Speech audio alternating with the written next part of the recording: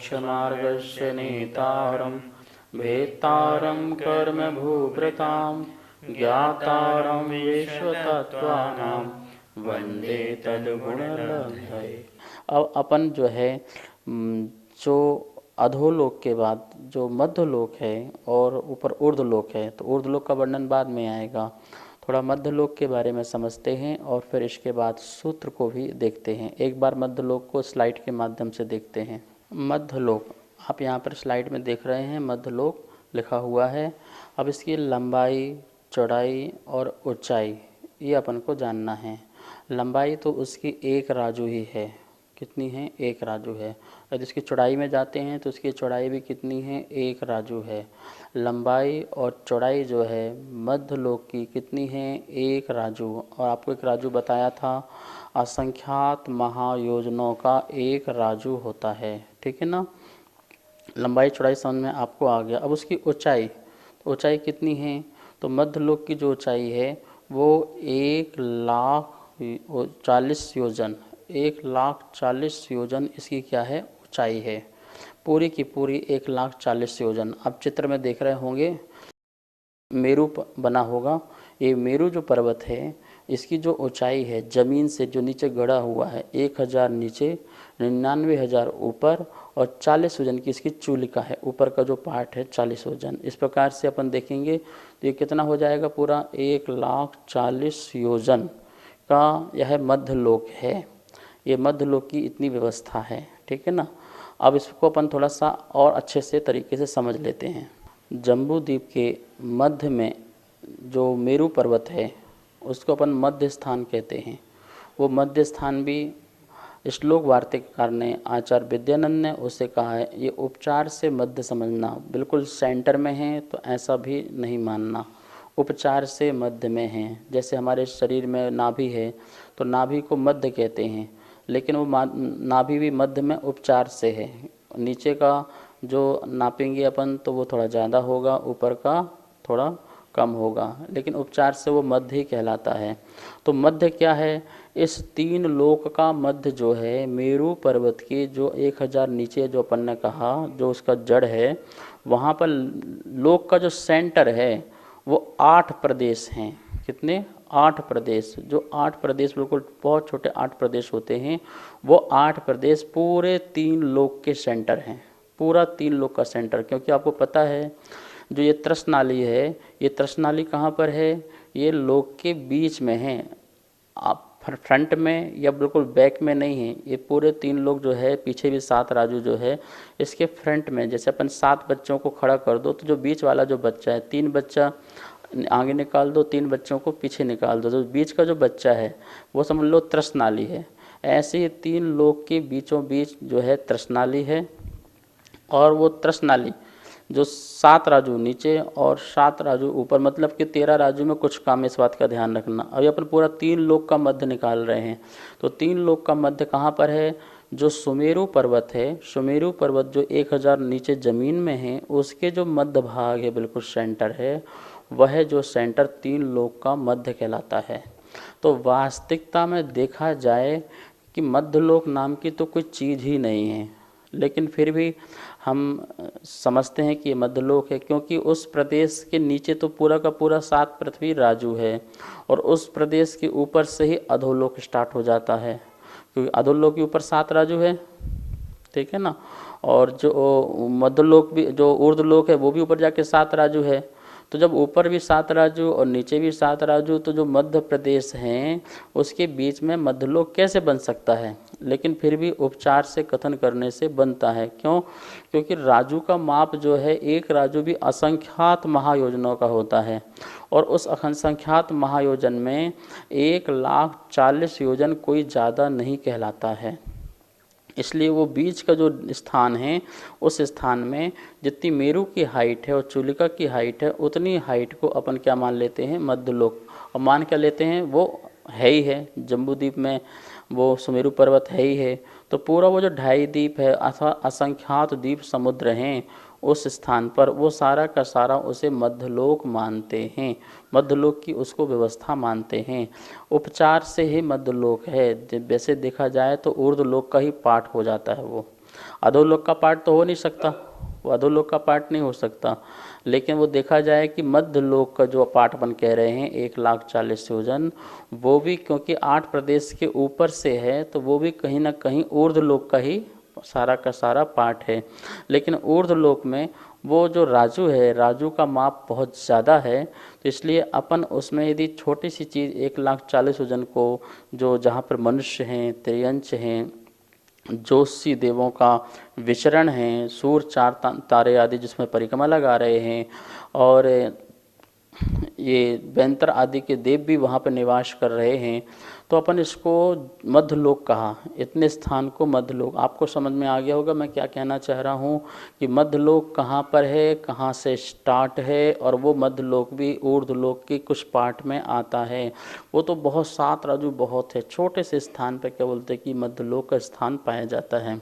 अब हम सब लोगों को इसी मध्यलोक में क्या क्या है, मध्यलोक की क्या क्या व्यवस्था है, तो इसको पढ़ने के लिए अपन यहाँ पर 7वां नंबर का सूत्र पढ़ेंगे। आप सब लोग अपनी जिनवाणी में सूत्र निकाल लेंगे और एक बार हम बोलेंगे, दोबारा सभी आप लोग पढ़ेंगे। जम्बूद्वीप जम्बूद्वीप लवणोदादयः लवणोदादयः शुभनामानो शुभनामानो द्वीपसमुद्रः द्वीपसमुद्राः जम्बूद्वीप जम्बूद्वीप लवणोदादयः लवणोदादयः शुभनामानो शुभनामानो द्वीपसमुद्रः द्वीपसमुद्राः। इस प्रकार से सूत्र का उच्चारण हुआ। अब अपन इस सूत्र को बोर्ड के माध्यम से एक बार देखते हैं। तृतीय अध्याय का सूत्र नंबर 7 है। ध्यान से देखिए क्या लिखा है, जम्बू द्वीप, दीप नहीं बोलना, द्वीप है, ठीक है ना, दा में वा भी लगा, द्वीप है। जम्बू द्वीप लवणोदादयः, यहाँ तक पढ़ेंगे, लवणोदादयः शुभ नामानो द्वीप समुद्रः, द्वीप समुद्र। इस प्रकार से सूत्र का उच्चारण है। अब देखिए अपन क्या लिखा है, जम्बू द्वीप लवणोद क्या निकलेगा, लवणोद आदयः, ये उद है, उद शब्द है, संधि निकालिए, लवण प्लस उद, लवण प्लस उद, उद मतलब होता है जल। आप लोग पढ़ते ना उदक चंदन, तो उदक वो का प्रत्यय लग गया, तो उद मतलब क्या होता है, पानी, जल। कौन सा जल, लवण, लवण मतलब खारा पानी। तो वो खारा पानी वाले का जो नाम है वो लवण समुद्र है। क्या नाम है उसका, लवण समुद्र।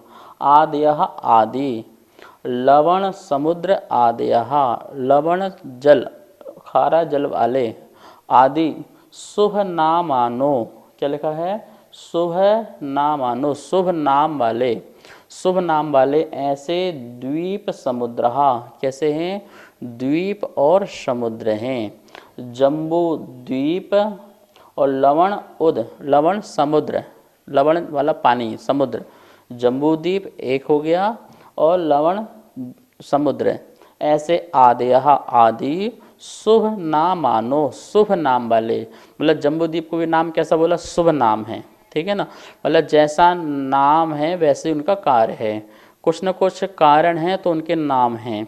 तो जम्बू द्वीप और लवण समुद्र आदयः आदयः आदि ऐसे शुभ नामानो, शुभ शुभ नाम वाले द्वीप समुद्र, बहुवचन लग गया ना यहाँ पर, देखिए यहाँ पर है बहुवचन, क्या है, बहुवचन, मतलब बालकौ बालकः बालकौ बालकः, तो बहुवचन में। ऐसे मतलब द्वीप समुद्र एक दो नहीं है, ऐसे बहुत सारे द्वीप और बहुत सारे समुद्र हैं।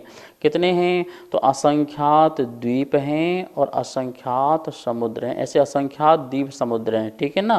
कैसे, शुभ शुभ नाम वाले, ठीक है ना। तो पहला तो हो गया जम्बू द्वीप, पहला क्या हो गया, जम्बू द्वीप, और जम्बू द्वीप को घेरा हुआ, घेरे हुए कौन सा समुद्र है, लवणोदादयः, लवणोद, लवणोद मतलब खारा जल वाला समुद्र, जिसका नाम लवण समुद्र ही है, वो उसको घेरे हुए है, ठीक है। इस प्रकार से असंख्यात द्वीप, असंख्यात समुद्र इस मध्यलोक में हैं, इस मध्यलोक में हैं। तो पहला कौन सा द्वीप है, जम्बू द्वीप ही है। पहला द्वीप क्या है? जम्बू नाम का द्वीप है। कौन सा नाम है?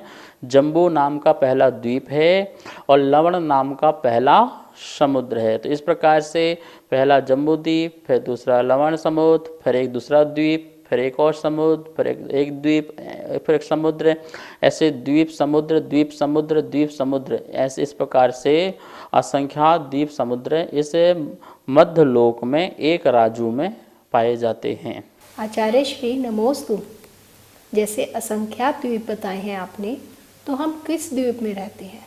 मध्यलोक में जो असंख्यात द्वीप समुद्र बताए हैं, तो इस मध्यलोक का जो सबसे पहला द्वीप है, अर्थात इस मध्यलोक का जो बीच का जो द्वीप है, मध्य का जो द्वीप है, वो जम्बू द्वीप है। और उसी जम्बू द्वीप के अपन भारत क्षेत्र के आरखंड में रहते हैं। अब भारत क्षेत्र क्या है, आरखंड क्या है, ये जम्बू द्वीप में क्या क्या व्यवस्था है और क्या क्या होते हैं, और आगे के द्वीप समुद्र कैसे कैसे हैं, इनकी जानकारी अपन आगे सूत्रों में लेंगे। अब देखिए यहाँ पर अपन देखते हैं कि आचार्य भगवान बताना चाह रहे हैं कि हम कहाँ कहाँ पर रहते हैं और हम कहाँ कहाँ पर निवास कर चुके हैं। ये जानकारी रहने से हमें क्या फ़ायदा है कि कहाँ पर हमारा कल्याण हो सकता है और कहाँ पर हमारा कल्याण नहीं हो सकता है। किस पाप कर्म के उदय से हम कहाँ जन्म लेते हैं, किस पुण्य के उदय से हम कहाँ जन्म लेते हैं जहाँ हमें मोक्ष मार्ग आदि के साधन मिलते हों। यह ज्ञात हो जाने पर हम उस प्रकार का पुरुषार्थ कर सकते हैं और अपने जीवन को सफल और सार्थक भी कर सकते हैं। अपन ने देखा कि इस मध्यलोक में अनेक द्वीप और अनेक समुद्र यहाँ पाए जाते हैं। अब उन द्वीप समुद्रों की क्या व्यवस्था है, तो आचार्य भगवान अपने 8वें नंबर के सूत्र में बता रहे हैं। चलिए उस सूत्र को हम उच्चारण करते हैं। एक बार हम बोलेंगे, दोबारा सभी आप लोग। द्विर द्विर विस्कंभा, द्वैर द्वैर विस्कंभा, पूर्व पूर्व पूर्व पूर्व परिक्षेपिणो परिक्षेपणो वलयाकृत्यः, वलयाकृतयः, द्विर द्विर विस्कंभा, द्वैर द्वैर विस्कंभः, पूर्व पूर्व परिक्षेपिणो पूर्व पूर्व परिक्षेपणो वलयाकृत्यः। वलयाकृतयः। इस प्रकार से इस सूत्र का उच्चारण हुआ। अब इसको बोर्ड के माध्यम से इस सूत्र का अर्थ समझते हैं। सूत्र 8वां है तृतीय अध्याय का। द्विर द्विर, ध्यान रा जो है नीचे उतर के आएगा, द्विर, ये वाला रा नीचे उतर के आएगा, द्विर विष्कंभा, द्विर द्विर विष्कंभा, पूर्व पूर्व परिक्षेपिणो वलयाकृत्यः, वलयाकृत्यः। इस प्रकार से सूत्र का उच्चारण हुआ। क्या लिखा है? द्विर द्विर, दूने दूने, दूने दूने, विष्कंभा, ये विस्तार वाले हैं, मतलब दूने दूने ये चौड़े वाले हैं। दूना दूना इनका चौड़ा है, इनका जो व्यास है वो दूना दूना है। ठीक है ना? किनका? एक द्वीप से दूसरे समुद्र का, दूसरे समुद्र से फिर तीसरे द्वीप का। तो एक द्वीप एक समुद्र, एक द्वीप एक समुद्र, ऐसे ले जाना। और इनको क्या करना है? इनका जो विष्कंभा, जिनका जो विस्तार है, इनकी जो चौड़ाई है, वो कैसा है? द्विर द्विर, दूने दूने हैं। ये लिखा है ना, पूर्व पूर्व, ये पहले पहले, जो पहले पहले हैं उनको परिक्षेपिणो, वेष्टित करने वाले हैं। वेष्टित करने वाले मतलब उसको घेरे हुए हैं। क्या हुए हैं? एक दूसरे को घेरे हुए हैं। जो जम्बू द्वीप है उसको घेरा हुआ कौन है? लवण समुद्र। लवण समुद्र को कौन घेरा हुआ है? धातकी खंड। धातकी खंड को कौन घेरा हुआ है? फिर कालोददी समुद्र। तो ये परिक्षेपणों, परिक्षेपण वेष्टित करने वाले, उसको जैसे अपन ने मांडला बनाते हैं ना, तो मांडला में अपन ने बीच में लिखा ओम या ह्रीम, और उसको विष्टित करने वाला फिर दूसरा गोला बनाया, फिर उसको विष्टित करने वाला तीसरा गोला बनाया। तो इस प्रकार से ऐसे ही एक द्वीप को घेरा हुआ एक समुद्र है, फिर समुद्र को घेरा हुआ फिर तीसरा दूसरा नंबर का द्वीप है। तो इस प्रकार से द्वीप समुद्र जो हैं एक दूसरे को घेरे हुए हैं। ठीक है? कैसे घेरे हुए हैं? वलयाकृत्यः, वलय आकृत्यः, संधि क्या निकलेगी इसकी? वलय प्लस आकृतियाँ। इनकी आकृति कैसी है? जो एक दूसरे को घेरे हुए हैं, तो इनकी आकृति जो है वो वलय है। वलय कैसे होती है? जैसे चूड़ी, जैसे चूड़ी है इस प्रकार से, जैसे थाली है, थाली के आकार ऐसा ऐसा वलयाकृत्य है। इस प्रकार की वलय है, चूड़ी के आकार की तरह इनका वलय क्षेत्र है, इस प्रकार से उनको घेरे हुए है। ठीक है, बात समझ आ गई ना आपको कि एक द्वीप, एक समुद्र, एक द्वीप, एक समुद्र ऐसे असंख्यात हैं और वो परिक्षेपण हैं, मतलब वेष्टित हैं, पूर्व पहले पहले जो हैं उनको एक दूसरे को घेरे हुए हैं। कैसे घेरे हुए हैं? चूड़ी के आकार, ऐसे नहीं कि चारों तरफ से घेरे हुए हों, पूरा जैसे आपको गोल पृथ्वी दिखा दी हो, ऐसा नहीं है, बिल्कुल चपटी है, गोल और चपटी। कैसा है? गोल तो है ही है, पर गोल कैसा है? थाली के आकार की तरह गोल, चूड़ी के आकार की तरह गोल और चपटी है, ना कि उठी हुई है, ना कि आपकी गेंद की तरह है, ना कि आपके संतरे की तरह है, ना कि जो आपको दिखाया जाता है विश्व उसकी तरफ है, उसकी तरह है। कैसा है? चपटी, गोल, वलयाकृत्य है। ये ध्यान रखना, कैसी है? वलयाकृत्य, वलय है। इस प्रकार से आगे के जितने भी द्वीप समुद्र हैं उनका जो विस्तार है वो दूना दूना होता जाएगा। जैसे जम्बू द्वीप का विस्तार जो 1 लाख योजन है, कितना है? 1 लाख योजन है, तो उसको घेरे हुए जो वलयाकृत्या में जो लवण समुद्र है उसका विस्तार कितना हो जाएगा? 2 लाख योजन का। कितना हो जाएगा? 2 लाख। और इस प्रकार से फिर आगे द्वीप आएगा तो उसका कितना हो जाएगा? 4 लाख हो जाएगा। तो अपन देखेंगे वो कैसे होगा। इस प्रकार से आपने इस सूत्र को ये समझ लिया होगा। तो देखिए अपन को जम्बू द्वीप देखना है। सबसे पहले जम्बू द्वीप कहाँ पर है? ये देखिए, ये पूरा आपको दिखाई दे रहा है, ये जम्बू द्वीप है। ठीक है ना, जम्बू द्वीप, जम्बू नाम का द्वीप, ये पूरा का पूरा 1 लाख योजन का विस्तार वाला है। मतलब यहाँ से लेकर यहाँ तक आप जाएंगे तो ये कितना होगा? 1 लाख योजन। इसकी जो चौड़ाई है जो है कितनी है? वो 1 लाख योजन व्यास वाला है पूरा ये। ठीक है ना। तो इस प्रकार से ये जम्बू द्वीप है। इस जम्बू द्वीप को घेरे हुए, जैसे अपन ने सूत्र में पढ़ा हुआ है, वलयाकृत्य, वलय के आकार से, ये दूसरा वलय। वैसे देखा जाए तो वलय सबसे पहले कौन कहलाएगा? लवण समुद्र पहला वलय कहलाएगा, क्योंकि जम्बू द्वीप तो एक ही हो गया, वो मध्य में हो गया। जम्बू द्वीप ने तो किसी और को नहीं घेरा ना, जम्बू द्वीप को समुद्र ने घेरा है, तो इसलिए पहला वलय कौन सा हो जाएगा? लवण समुद्र। लवण समुद्र जो है वो पहला वलय है, जो किसको घेरे हुए है? जम्बू द्वीप को घेरे हुए है। इसलिए इसका नाम क्या है? लवण समुद्र। लवण क्यों नाम है? क्योंकि इसका जो जल है, इसका जल जो है खारा है, खारा होने के कारण इसका नाम कैसा है? लवण समुद्र है। इस प्रकार से ये लवण समुद्र हो गया। और इस लवण समुद्र का जो घेरे हुए जो दूसरा वलयाकार है, ये दूसरा, पहला ये वलयाकार हो गया, दूसरा वलयाकार ये हो गया। ये इसको घेरे हुए कौन है? धातकी खंड नाम का द्वीप है। कौन सा नाम? धातकी, इसका खंड है, संज्ञा है, और इसका ये द्वीप है, ये दूसरा। पहला द्वीप ये हो गया, दूसरा द्वीप ये हो गया। इसके बीच में क्या है? एक समुद्र है। ठीक है ना। इसके बाद एक फिर समुद्र आएगा तो उसका नाम हो जाएगा, वो समुद्र जो होगा वो धातकी खंड को घेरे हुए होगा। इस प्रकार से एक द्वीप, एक समुद्र, एक द्वीप, एक समुद्र, एक द्वीप, एक समुद्र, कितने हो जाएंगे? असंख्यात द्वीप और समुद्र हो जाएंगे। इस प्रकार से ये अपन को इस सूत्र में जो कहा था कि शुभ नाम वाले दूने दूने विस्तार वाले ये हैं। जैसे जम्बू द्वीप है, ये 1 लाख योजन का विस्तार वाला है, तो जो ये लवण समुद्र है वो कितना है? 2 लाख योजन विस्तार वाला है।